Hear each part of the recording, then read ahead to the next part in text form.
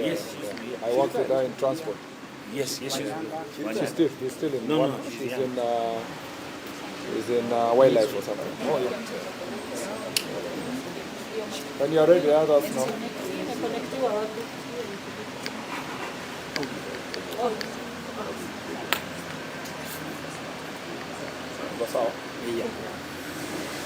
Very good. Thank you very much. Good morning, ladies and gentlemen. Today is our first day in Jukwaa, Usalama Central Region. We want to thank you for being here with us. Today we are starting with Kiambu County until tomorrow Muranga, thereafter Nyandarua, and then Kirinyaga, and complete with Nyeri on Friday. We are very happy that we have had an opportunity. This is county number 28, to visit this county number 28 in terms of the Jukwaa La Usalama meetings. And I want to say that we have had a good meeting with the security team, both regional and county security team, to discuss the key issues, security issues in this county. Let me start by saying that we have been focusing on this county in terms of matters, drug abuse, and drug menace and alcohol abuse in this county. This is one of the top priorities of our focus today in terms of our discussion. As you very well know, when this administration came to office in 2022, one of the things that we put a lot of effort is to make sure that we deal with alcohol, production of adulterated alcohol, illegal brews in the county. And I must say that great progress has been done. Between last year and this year, a lot also has been done, but still a lot more needs to be done. Our greatest focus is in relation to manufacture of second-generation alcohol within the county itself. We are very concerned that a number of properly licensed need some help. Masaidika? Okay, thank you.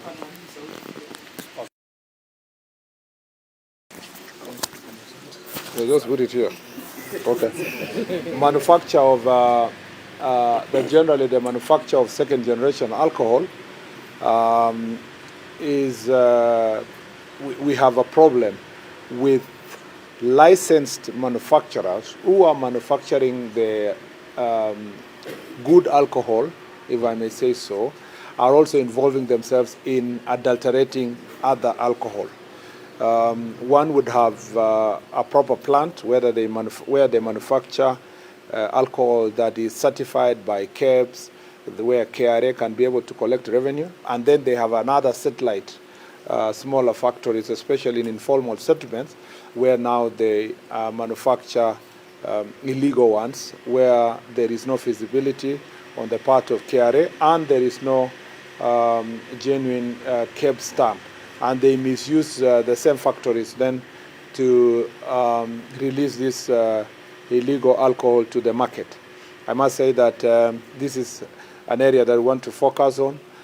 Number two is that we have a problem with licensing of bars and outlets that are selling spirits and wines, particularly because some of these bars are within a restaurant, and then they are open 24/7, and then they are selling wines and spirits, particularly spirits, which are, as a result of this second-generation alcohol, are also being propagated in the same environment.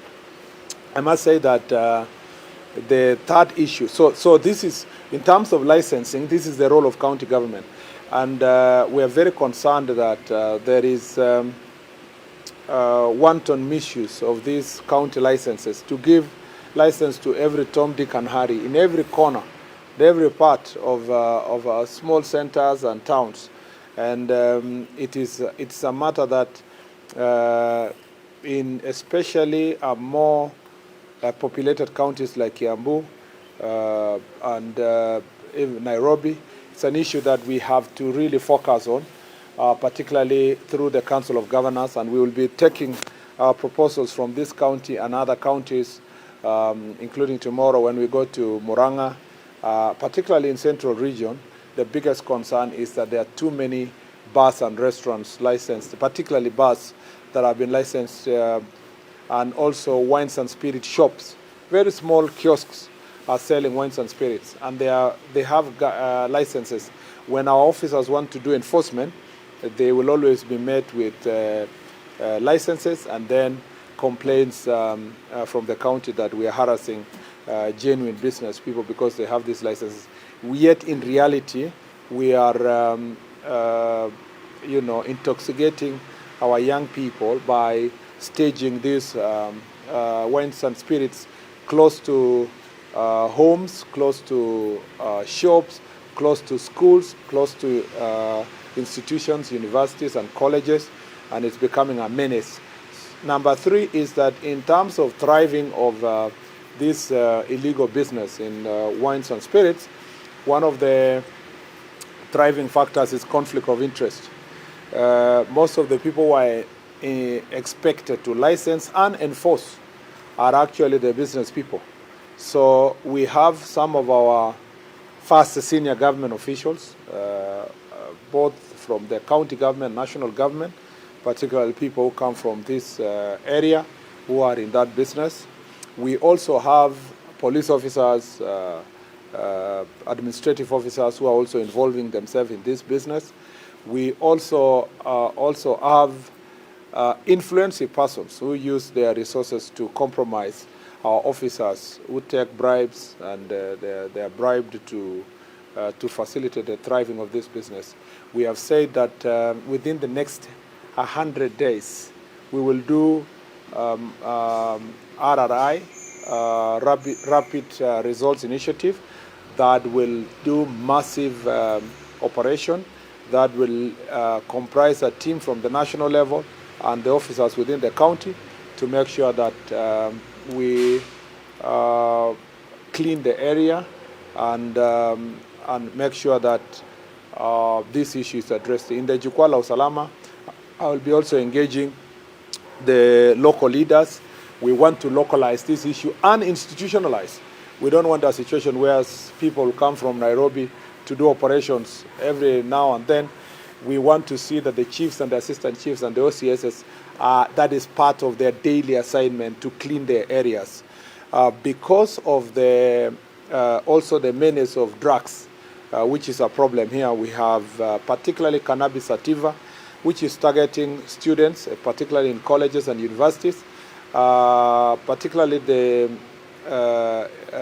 disguised as food, bread, mandasi, kangumu, that is sold as such, but it is baked together with the use of cannabis sativa. So edible cannabis is actually prevalent around our university institutions, and we want to, I have directed the sub-county security committees to incorporate the leadership of the colleges and the universities in their security meetings to make sure the dean of students, the student leadership, local church leadership, business community are invited as to be in attendance in the sub-county security committee meeting, so that they are part and parcel of the team that will help in enforcement to make sure that most of our young people who have been lured into this business are, as a matter of fact, salvaged from this problem. So in terms of performance of contracting of the officers, most officers will be, this is alcohol abuse and drug abuse will become one of the key indicators of their performance. And we will be going for the local community to ensure that we take a very firm decision against the officers at their locality, and disciplinary measures will be instituted against them. Officers also who have stayed in Kiambu for far too long became familiar with the environment, and they have become part and parcel of this business will be dealt with decisively. And we want also to make sure that there is, I have told the Deputy Inspector General of Police here that they must now institute transfers that are regular to make sure that nobody is getting familiarized with their local environment in a manner that they become compromised in terms of service delivery. And then the reward and punishment must also follow in terms of rewarding those who do a good job and punishing those who are actually performing or doing a very bad job. Number two is that we have also the other problem in this county that is of great concern is having criminal gangs, particularly that are thriving because of political influence, those who are harassing business people, extorting from them, extorting from matatu owners, extorting from small businesses. These criminal gangs are of late seeking cover around political activities, some of whom have been involving themselves in heinous crimes, particularly during mandamanos or during protests and demonstrations, as witnessed in last demonstrations where a court was banned in Kiambu, a police station was banned in Dakoreti, administrative offices in Kiambu were banned, big businesses looted in different towns in the central region, a phenomenon that was not feasible a few years ago because of these criminal gangs that have been hired by political leaders, and they have serious cover. Every time they are arrested, either politicians threaten public officers, or they organize demonstrations in the name of protecting them. We are also going to be very firm in terms of arresting and prosecuting them for extortion and for harassing people, for all these criminal activities. We will also go for their leaders, and we want to tell political actors and political leaders that we are not going to compromise on anybody. As you've seen, you saw after the 25th of June protest and the Sabasaba, you saw what we did. Some of these actors were inciting young people. We arrested them, charged them for terrorism, and they are still complaining up to now. We will remain firm. We want to ask the judiciary, the office of the DPP, to continue to be firm. We cannot succeed in the security sector alone. This sector of law, justice, and order, or justice, law, and order, can only thrive if we work together as a team. And we invite our judges, magistrates to take very serious stand, because a resurgence of gangs in the county, different formations of different gangs, is not going just to affect the people of this county. It's going to compromise our national security, and we are going to remain firm. The other areas of concern, some land conflict, land fraud, these are issues that we have contained, and we want to thank the land ministry also because they are working hard. Some of the discussions we will have on land fraud issues will feature prominently tomorrow in Muranga and later in Kirinyaga. But our land ministry is firmly on top of this issue. Other than that, I just want to say that Kiambu continues to be a very important county in our country, very thriving in terms of economic activity. Businesses here are thriving, small and big businesses. His Excellency the President is also investing in climate works, and many young people are being engaged in also housing projects that are going on here. And we expect that over 1,400 young people that will be engaged in climate works will help a great deal to support the economy. And hopefully that as we move forward, this will also become one of the avenues that will help us address insecurity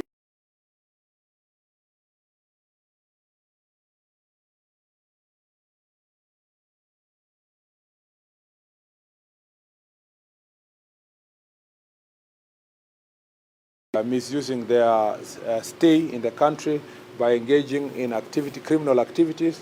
Our ministry will expeditiously deport them to their own countries, because we don't want people who are thriving in chaos and illegalities in this county. Other than that, I just want to say that we look forward to the Jukwaa la Usalama to listen more and to agree with the grassroots leaders on how best we are going to tackle the challenges that I have mentioned to you. Asante sana. We'll take about 3 questions and then proceed. Don't be anxious. You will have the chance to answer the question. So 3 people, starting with him. Any other 2? Yes, him. And then 1 more, then the third. Proceed. Bwana Waziri, yangu ni kuhusu ongezeko la chang'aa ama pombe haramu ambayo inatoka kwingine. Haitengenezewi Kiambu, but imekuwa ikiuzwa huku na imeletwa in bulk. Yeah. Swali lingine la mwisho ni kuhusu compensation of Karimeno Dam, ambao watu walipatiana mashamba, imekuwa for long and it become a security issue. Kwanza kabisa ningependa kusema kwamba hii changamoto ya pombe haramu tunakabiliana nayo. Kwanza kabisa shida ambayo inakumba hapa Kiambu ni kwanza kuna shida wale ambao wako na leseni ya kutengeneza pombe hapa Kiambu wanaharibu hiyo leseni kwa kutengeneza pombe haramu. Na pia kuna wale ambao wanaleta pombe. Unajua Nairobi na Kiambu ni sehemu moja kwa sababu ya Nairobi Metropolitan Area. Ile challenges yenye tunapitia kwa Kiambu pia ndio yale yanapitiwa Nairobi, na zingine zinatoka Nairobi kwa sababu ya pombe haramu ambayo inatengenezwa Nairobi inakuja kuuzwa hapa, kama ni kwamba ni sehemu moja ama uhusiano moja iliyopo kati ya Nairobi na Kiambu. Kwa hivyo tunapopambana na pombe haramu hapa lazima tupambane nayo Nairobi, na hivi karibuni nitakuwa na kikao hiki ya Jukwaa la Usalama pia na viongozi wa usalama Nairobi, tuone kwamba ni njia gani tunaweza kupambana nayo. Lakini nataka kuwaonya wale wote wako na leseni na wanatumia leseni yao vibaya, tutaondoa hiyo leseni. Aswa wale wanafanya manufacturing mambo ya pombe, viwanda yao itafungwa tena, kwa sababu tulipokubaliana kufungua viwanda hivyo tulikubaliana kwamba wale ambao wanafanya biashara halali waendelee na biashara halali, lakini kama wao watatumia ile leseni wako nayo kufanya biashara ambayo ni gushi ama ya kuumiza wananchi kwa kuuza pombe haramu, tutaondoa hizo leseni na tunawapatia onyo kali kwamba wajiingize kwa biashara inayofaa ama tutafunga biashara zao. Ile pombe inatoka sehemu zingine aswa Nairobi, tutapambana nayo kupitia Nairobi, lakini pia tunataka tuwaonye wale ambao wanauza zile duka wanauza pombe mbaya, pombe haramu, pia tutachukulia hatua ya kisheria, na tunataka county government ya Kiambu wawajibike pia kuhakikisha kwamba leseni ambayo wanapeana kwa biashara katika Kiambu ikuwe sio kwamba kila sehemu ya ile duka inauza chai kwa town yoyote hapa Kiambu. Kuna duka ya kuuza chai na chakula na mahoteli ya chai na chakula ni chache kuliko yale yanauza wine, pombe, aswa yale yanaitwa wines and spirit, na ni yote wamechukua leseni kupitia county government. Lazima county pia iwajibike kuhakikisha kwamba tunapatia leseni biashara chache, sio biashara nyingi. So I just want to say that we are putting on notice all the business people who are misusing their licenses, that we are going to close their businesses. We are going to withdraw particularly the licenses for manufacturers who are using the manufacturing licenses to have other satellite businesses, manufacturing centers, especially in slums, in places like Kikuyu or Kiambu here and Thika. We are going to withdraw your licenses if you are going to misuse it, so that you are getting adulterated alcohol, ethanol, to become part and parcel of what you are selling, so that you are making money, paying no taxes, misusing caps, stamps. We are going to ensure that those licenses are also going to be withdrawn. And when we do so, we don't want people making noise here that we are killing businesses and so forth. We want to protect the people of Kenya. On the issue of, on your concern on Karumenu, I think that's an issue that is being ably handled by the Ministry of Lands. CS Alice Waome has been on top of that issue. I believe that as part of our ministry work is to provide support, ensure that people are patient, that we have barazas to alert or to explain to the people the procedure of compensation. But the Ministry of Lands is going to handle that issue ably together with the Ministry of Water. And as a ministry, we will take some of these issues back to the relevant ministries and agencies. Yes, the second question. There is an outcry to bar owners who are complaining that AP canteens and diesel canteens, they are selling the Eureka, which is DEFCON, at a lower price, while their customers have gone to those AP canteens, and also the bar owners have already applied their licenses fully, and they are not getting their customers. Maybe. Well, I am not. My greatest worry now is not alcohol that is that's being sold in which corner, which is legal. You know, my biggest problem now is illegal alcohol, particularly adulterated ethanol, illegal brews that are brewed locally. People who are, pretending to be crushing cane for juice, but they are busy to use it for local brews, which have not been licensed, and so forth. As to the question of someone going to prison canteens and so forth, the prisons and the canteens of police places and so forth only admit persons who are allowed by law to go there for refreshment and entertainment. And if whether the military, the police, or the prisons, so we expect our police officers to only admit people who are legally allowed to go for refreshment in these places. I don't think if there are people who are illegally selling refreshments or drinks that come from these camps to the market, the relevant disciplinary processes is going to be taken so that then they don't create unnecessary competition with proper businesses. But I don't think that is a very huge problem because we don't even have enough quantities to compete with the market. The real problem is the illegal wines and spirits and brews that are being sold in the market. Yes. Lastly, okay, ameuliza. So I think if you're all okay, yeah.